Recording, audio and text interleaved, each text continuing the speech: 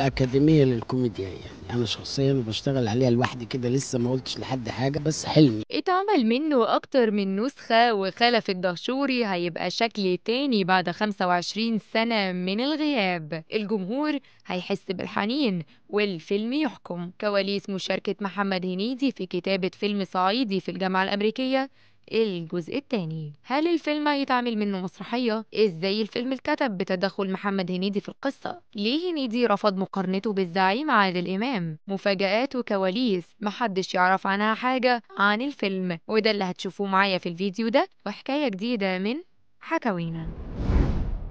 محمد هنيدي مش عاوز شغل سكتشات كوميدية، هيعمل فيلم من قلب الناس، هيحول الشخصيات اللي ظهرت في الجزء الأول لقصة، وكل واحد فيهم هيبان هو عمل ايه في ال25 سنة من أول ما كان في الجامعة الأمريكية لحد دلوقتي. هنيدي هيخلي الجمهور يحس بالحنين للفيلم ده عشان ناوي يعمل فلاش باك كتير يفكر الجمهور بالجزء الأول. هنيدي خايف جدا إن الفيلم ده يقع منه عشان ببساطة كده هو أهم فيلم في تاريخه، وعلشان يبني نجاح على النجاح اللي عدى عاوز يطلع بفيلم يتسجل في تاريخه بحروف من نور، ومش هيقبل بأي كتابة وخلاص. عشان كده في اجتماعات مكثفة بينه وبين الكاتب الدكتور مدحت العدل الفترة دي علشان يوصل للشخصيات اللي هو متصورها. محمد هنيدي بالبلدي كده بيشارك في الكتابة، هو اسمه مش هو الكاتب، لكنه كبطل الفيلم واخد المساحة دي ان رأيه يتاخد في كل تفصيلة خاصة بالفيلم. عشان قالها وبكل صراحة كده، اعتبروا الشخصيات دي من المجتمع، وشوف انت بقى لو في حياتك واحد زي خلف بقى فين دلوقتي. طبعا الانتاج مش هيأثر في حاجة، والمستشار تركي آل الشيخ عامل ميزانية ضخمة جدا للفيلم علشان هيتوزع في العالم العربي كله وكمان دول العالم. محمد هنيدي ضامن شعبية كبيرة جدا للفيلم تنجحه، تبدأ من مصر المكان اللي انطلق منه الفيلم، وهتعدي طبعا على الجمهور السعودي باعتباره انه بقى فنان سعودي دلوقتي وواخد الجنسية السعودية اللي قال عنها دي شرف وتكريم لأي فنان، وبسببها عمل صداقات وصحاب كتير وحس بالمسؤولية. اللي الجمهور بقى توقعه ان محمد هنيدي ممكن يقدم الفيلم ده في مسرحية الفترة اللي جاية، بالذات انه عمل ده في فيلم رمضان مبروك ابو العالمين حمودة عشان هو بيحب المسرح جدا، وكلامه عن المسرح ده خلى الجمهور يتوقع الفيلم يتحول الفترة اللي جاية لمسرحية بعد عرض الجزء التاني. وفي الفترة اللي فاتت محمد هنيدي قدم مسرحية اسمها ميوزيكال سكول، ودي شارك فيها في موسم الرياض واستمر عرضها لحد قبل رمضان بأسبوع، وكانت صاحبة البطولة النسائية قدامه الفنانة نرمين الفقي، وكمان شارك معاه الفنانين محمود حافظ ومحمد ثروت ونانسي صلاح وأحمد سلطان وغيرهم. محمد هنيدي شغال دلوقتي على حاجة ما قالش عليها لحد، بيعمل أكاديمية للكوميديا، ودي عشان يكون في مواهب كوميدية تكمل المسيرة، وعشان كده بيسعى إنه يحقق حلم إنشاء أكاديمية للكوميديا، بالذات إن الجنسية حسسته بالمسؤولية قدام جمهوره السعودي خاصة والعربي عامة. كمان محمد هنيدي رفض مقارنته بالزعيم عادل إمام، هو شايف نفسه إنه ليه طريقته وأي مقارنة هتكون مش في محلها، ويتكلم عن اعتزال عادل إمام وقال ربنا يخليك لينا يا زعيم، انت معانا طول الوقت ومع الناس بأعماله، واعتزالك قرار شخصي وربنا يديلك الصحة. ايه بقى توقعاتكم لفيلم صعيدي في الجامعة الأمريكية الجزء التاني؟ شاركونا برأيكم في التعليقات.